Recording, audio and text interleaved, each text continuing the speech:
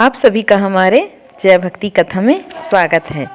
और आइए आज सुनते हैं अयोध्या में तैयारियां की कथा। अयोध्या में तैयारियां चल रही हैं।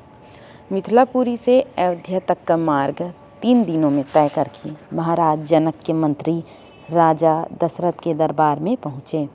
रत्न जटित सिंहासन पर विराजमान महाराज दशरथ का सादर अभिवादन करने के पश्चात मिथिला के मंत्री ने कहा, हे राजन, मिथिला नरेश ने आपका कुशल समाचार पूछा है और महर्षि विश्वामित्र की आज्ञा से उन्होंने आपके पास यह संदेश भेजा है कि समस्त संसार को ज्ञात है कि मिथिला के राजा जनक की पुत्री सीता अत्यंत रूपवती, लावण्यमयी, गुणवती एवं समस्त सद्गुणों से संपन्न है।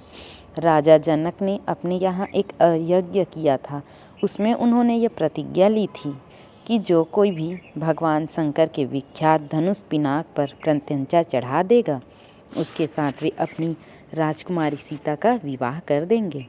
उस यज्ञ में महामुनि विश्वामित्र, राम और लक्ष्मण दोनों राजकुमारों के साथ जनकपुरी पधारे। राम ने धनुष पर प्रत्यंचा ही नहीं चढ़ाई, बल्कि उस धनुष के 2 टुकड़े भी कर दिए। इस प्रकार उन्होंने अपने अद्वितीय पराक्रम से सीता को प्राप्त कर लिया। और अतः राजा जनक ने आपसे सादर अनुरोध करते हुए यह संदेश भेजा है कि आप अपने समस्त परिजनों, बंधु बांधवों, मंत्रियों एवं पुरोहितों तथा गुरु वशिष्ठ के साथ शीघ्र बारात लेकर मिथिला पधारने की कृपा करें, ताकि राजकुमार श्री रामचंद्र के साथ सौभाग्यकांक्षिणी सीता का विवाह वैदिक रीति से संपन्न हो सके और मिथिलेश कन्या के ऋण से उऋण हो सके। इस शुभ संदेश को सुनकर महाराज दशरथ अत्यंत प्रसन्न हुए। राम लक्ष्मण की कुशलता एवं अद्भुत पराक्रम का समाचार सुनकर उनका हृदय विभोर हो गया। वे मंत्रियों से बोले, मंत्रीवर, हमारा हृदय राम और लक्ष्मण से मिलने के लिए बहुत व्याकुल हो रहा है। इसलिए आप शीघ्र ही परिजनों एवं दरबार के सभासदों के साथ जनकपुरी चलने की व्यवस्था कीजिए। समस्त बंधु बांधवों, राज्य के प्रतिष्ठित सेठ, साहूकारों, विद्वानों आदि सबको बारात में चलने के लिए निमंत्रण पत्र भिजवाएं। सेनापति जी से कहिए कि वे शीघ्र चतुरांगिणी सेना को तैयार होने का आदेश दें। यदि संभव हो तो ऐसी व्यवस्था कीजिए कि हम सब लोग कल ही प्रस्थान कर सकें, क्योंकि हमारे समधी मिथिला नरेश ने हमसे बहुत शीघ्र मिथिलापुरी पहुंचने का आग्रह किया है।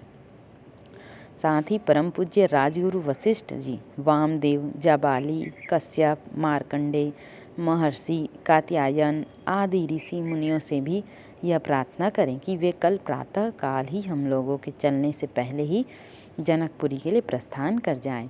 इस बीच में हम तीनों महारानियों को यह शुभ समाचार देने के लिए जाते हैं।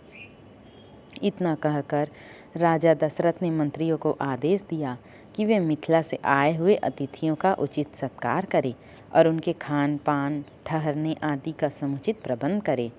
इसके पश्चात वे स्वयं राजप्रसाद के अंतपुर में पहुँचे और तीनों रानियों को बुलाकर यह शुभ संवाद सुनाया। शीघ्र ही यह समाचार संपूर्ण अयोध्या नगरी में फैल गया। घर घर में मंगलगान होने लगे, नृत्य संगीत का आयोजन होने लगा। महाराज की आज्ञा पाकर मंत्रीगण तथा भृत्यगण विवाह की तैयारियों में जुट गए। जन जन के मन में अद्भुत उत्साह था। ऐसा प्रतीत होता था जैसे प्रत्येक व्यक्ति के भीतर विद्युत का संचार हो गया है। सभी लोग अभूतपूर्व द्रुत गति के समस्त कार्यों को संपन्न कर रहे थे। अर्धरात्रि होते होते चलने की सारी तैयारियां पूर्ण हो गई और दूसरे दिन दल बल के साथ राजा दशरथ रवाना हो गए। 4 दिनों तक चलने के पश्चात बारात मिथिलापुरी पहुंची।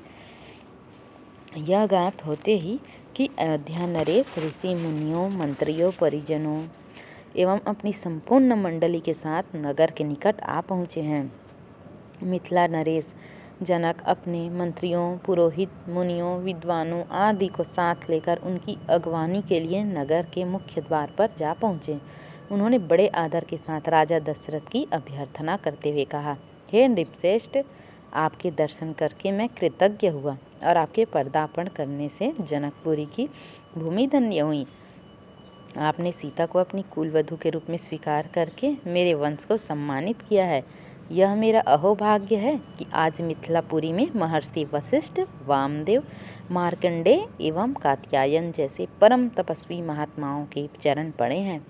मैं नहीं समझ पा रहा कि इस असाधारण सम्मान को पाकर किस प्रकार अपने भाग्य की सराहना करूं।